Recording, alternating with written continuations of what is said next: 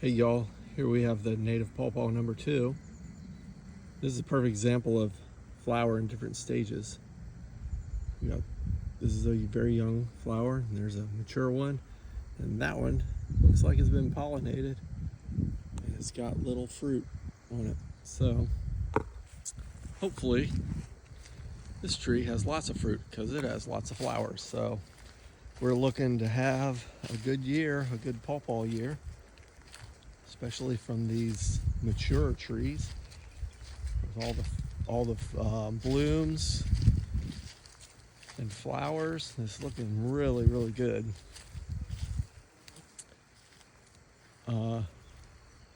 Yeah, I'm surprised at the amount of flowers this one has.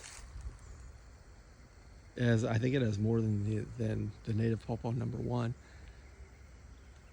But we'll see. We'll see how much fruits that we have from these things. They're so cool looking.